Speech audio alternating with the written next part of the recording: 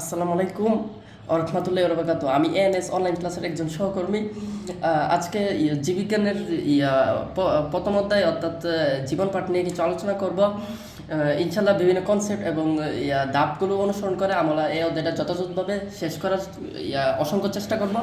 তো প্রথম হচ্ছে রাজ্য এক মনেরা, এরকম প্রায় 5টি রাজ্য আছে। যেমন রাজ্য এক হচ্ছে মনেরা, রাজ্য 2 হচ্ছে প্রোটিস্টা এবং রাজ্য 3 হচ্ছে ফানজাই এবং রাজ্য 4 হচ্ছে প্লান্টি এবং রাজ্য 5 হচ্ছে অ্যানিমেলিয়া।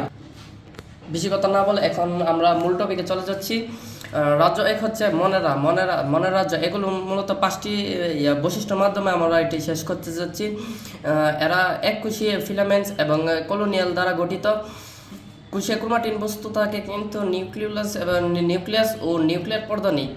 এদের কোষে প্লাস্টিড, মাইটোকন্ড্রিয়া, এন্ডোপ্লাজমিক জালিকা ইত্যাদি নেই, কিন্তু রাইবোজোম আছে। কোষ বিভাজন দ্বিবিভাজন প্রক্রিয়ায় সম্পন্ন হয়। এরা শোষণ পদ্ধতিতে খাদ্য গ্রহণ করে এবং সালোকসংশ্লেষণ এর মাধ্যমে খাদ্য প্রস্তুত করে। উদাহরণস্বরূপ হচ্ছে নীলাভ, সবুজ বা ব্যাকটেরিয়া। এগুলো মূলত চিত্র অনুসারেও থাকতে পারে এবং এগুলো উদাহরণগুলো দেখে আমরা মনের রাজ্যকে চিহ্নিত করতে হবে এবং বৈশিষ্ট্যগুলো আনসার করতে হবে। এখন আমরা চলে যাচ্ছি রাজ্য 2 অর্থাৎ প্রোটিস্টা। এগুলো বৈশিষ্ট্যগুলো হচ্ছে এরা এককোষী, বহুকোষী, একক এবং কলোনিয়াল। কোষে ক্রোমাটিন বস্তু নিউক্লিয়ার পর্দা দ্বারা পরিবৃত থাকে। ক্রোমাটিন বস্তুতে ডিএনএ, আরএনএ এবং প্রোটিন থাকে। মাইটোসিস কোষ বিভাজনের মাধ্যমে অযৌন প্রজনন ঘটে এবং কনজুগেশনের মাধ্যমে যৌবনিকভাবে ভিন্ন কিন্তু গঠনগতভাবে এরকম 2টি গ্যামেটের মিলনের মাধ্যমে যৌন প্রজনন ঘটে। এদের ভ্রূণ সৃষ্টি হয় না। উদাহরণ হচ্ছে অ্যামিবা, যেমন অ্যামিবা এবং প্যারামেসিয়াম এবং এককোষী ও বহুকোষী শৈবাল।